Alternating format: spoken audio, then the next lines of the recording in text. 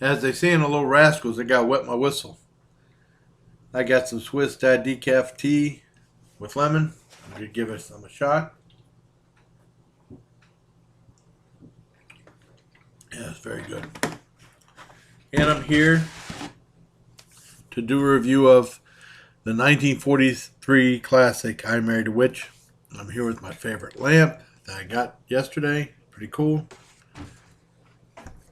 And first, I'll give you my history of the movie, well, my history with the movie, and I'll do a review. Now, I remember growing up uh, watching great shows like Bewitched and I Dream of Jeannie, stuff like that. That's really my first thing with this movie. Is supposed to be like early version of Bewitched, I guess. That's what they say now. Before the TV show ever came up, but this movie influenced Bewitched. And the first movie I ever heard with "I Married Someone" in the title was a science fiction movie I found out about fifth grade called "I Married a Monster from Outer Space," and I didn't see that until later in high school on Canadian TV. And then when my uncle Wayne passed away, he gave me a collection of video discs, and there was a George Gobel one called "I Married a Woman," which is an unusual title. Well, anyways, when I went in the army, I went all different places. Then I went TDY to Fort Detrick, Maryland, and I was there for a while. It was in the May 31st was the day I left Fort Bragg, North Carolina, to go to Fort Detrick. And in September, I was still there. And my friend Mark Dobson said, "You want to go?"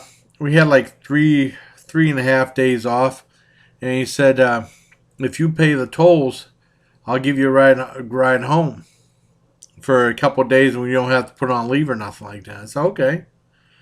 So I took him out to dinner. I took him out to eat at Denny's when we left, and then Long John Silver's when we came back. But I paid all the tolls, no big deal. And when I was home, I went to. This is back in the day of the video rental store, which was awesome. And even before Blockbuster came out in the early '90s. I remember getting a membership to Blockbuster, but I was only there a couple of times. I went to the mom and pop uh, video rental places, and when I went home, I thought, well, I'd take a couple of videotapes and record some cool stuff on cable and bring it back with me and watch with the guys, at work. And I got a couple movies, mostly old ones. Hardcore, George C. Scott, The Detective with Frank Sinatra. What the hell was the other one? Race car movie with Jeff Bridges. I think it was called The Great American Hero, The Greatest American Hero. Not to be confused with the TV show with William Cat. Movie called The Sleeping Car with David Naughton from American Werewolf in London. And on TNT, it was on TNT or TBS in the afternoon. It was a movie I Married a Witch. I said, well, heck, I'll copy this. This sounds like a cool movie. I remember seeing it with the guys. All the guys liked it. And this was back when TBS and TNT were really a lot of fun. Not today, where it just seems like another TV channel, Because Nick at Night used to be awesome. Now Nick at Night is just average. I don't even bother watching. Or USA Network. USA Network's not as much fun as it used to be. It was a lot of fun a long time ago. Well, I'm going off on a tangent. But I remember watching that movie. I looked it up in this catalog of movies, and it said pre-Bewitched Fair. And I think they gave it 3.5 or 4. I think 3 or 3.5 stars. And it's a great movie. And like I said, it stars Fredric March and Veronica Lake.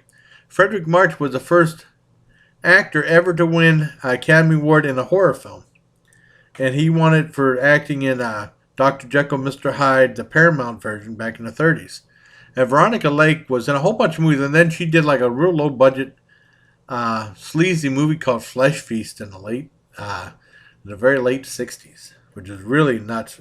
Either '69 or '70, I think, or maybe even '71 or '72. But it was Flesh Feast, and it was different. Susan Hayworth is also in this movie. And then that's pretty much. I remember watching with all the guys, and all the guys liked it. I really enjoyed it too. And then skip forward a while. And last year I was in a group that I was kicked out of twice, and now I'm no longer in it. But I remember posting "I Married a Witch," and my one good friend Violet saw it, and she really liked it, and she wanted me to post it again on her on like a chat thing. I said okay, and she's starting a new group now. And she invited me to her group, and I posted it again in her group, so it all went full circle, and she liked that. And I'm going to post this review in her group too. A great group she has called Magic Fortress. Well, anyways, on with the review.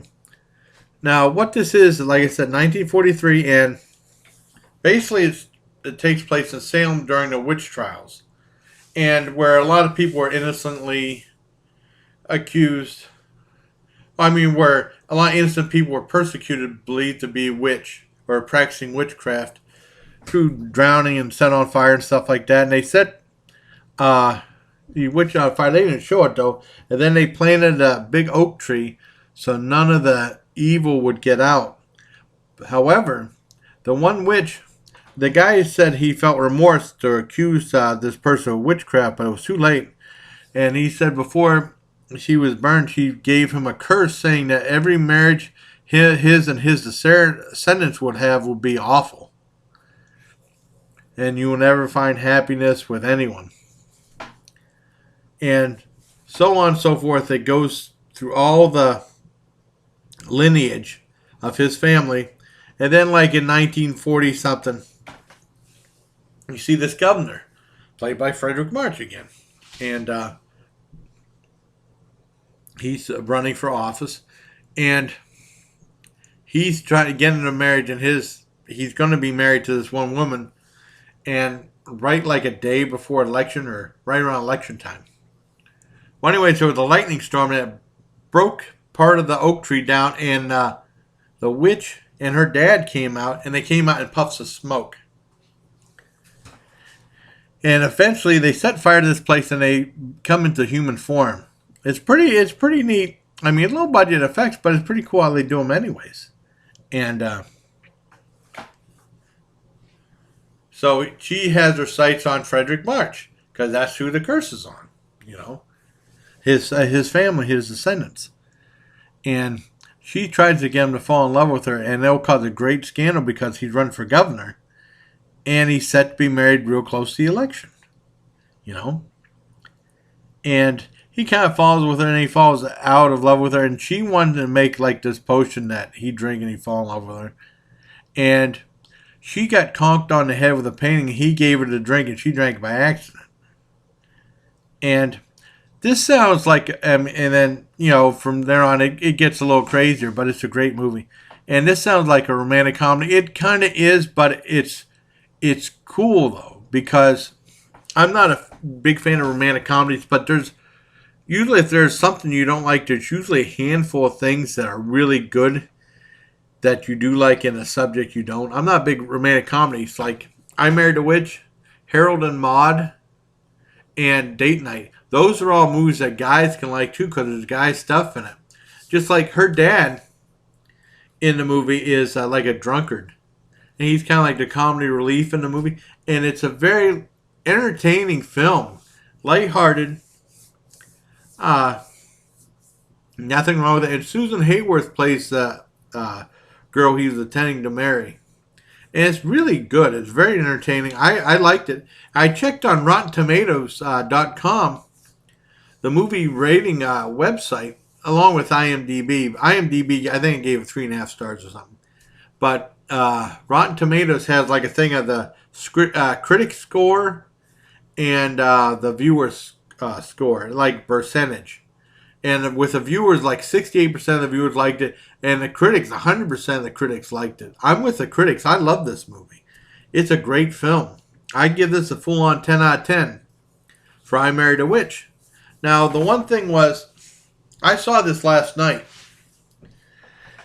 And I was planning on doing a big review of it last night, but it was getting late. It was around midnight when I finished watching it because I had to do a bunch of other stuff. and I was too tired. I have to get up at like 7 in the morning to go to work, so I want to at least get 7 hours of sleep. I think I got a little less than 7 hours, but I tried. So I wasn't able to do it last night, but I'm glad I'm able to do it today. So that's my review of I Married a Witch. 10 out of 10. My special friend, Violet Mulligan. I'm so glad I could share the video with you on a link. It's still on YouTube. You can see it for free because I was trying to get it on Turner Classic Movies. It was on there a couple times. I kept missing it. Just like The Horn That Blows at Midnight.